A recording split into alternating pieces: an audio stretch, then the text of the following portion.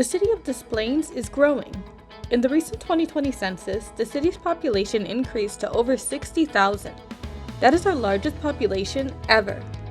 Because of that, some of the city's wards have a lot more residents than others.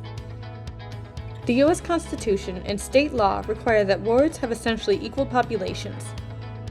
Since the populations of the city wards were no longer equal, the city needed to adjust the boundaries of its wards. When changing ward boundaries, the city must create wards that are nearly equal in population and as compact and contiguous as possible. The city's 2020 census population of 60,267 is divided into 8 wards, which translates into an average of 7,533 residents per ward. The new ward map brings each ward closer to that average population.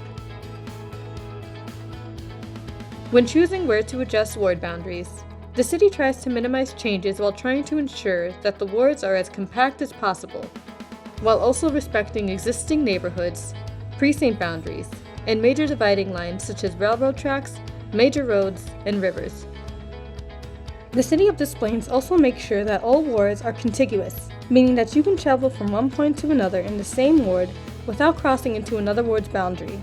Let's take a closer look at the changes that are happening to the wards. There are 2 changes in the downtown area. East of Laurel Avenue, Harding Avenue, Evergreen Avenue, and Willow Avenue are now part of the 1st ward.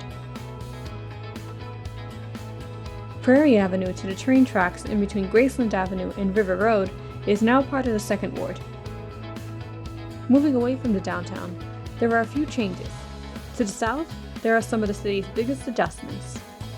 Graceland Avenue and the Canadian National Railroad tracks are now the divider for the 2nd and 3rd wards. Van Buren Avenue between Jeanette Street and Lee Street is now a part of the 2nd ward. South of Oakton Street between Mannheim Road and Bittersweet Court is now part of the 5th ward. West of the downtown has seen some recent developments that resulted in the ward lines changing. The Homes and Industrial section in between Weller Creek and the Union Pacific Railroad and the Canadian National Railroad tracks are now part of the 4th ward. The east part of the city's limits are also seeing a change. The homes north of Bussey Highway near Bayou Lake are now part of the 2nd ward. To take a closer look at the ward map changes, visit desplaines.org/maps.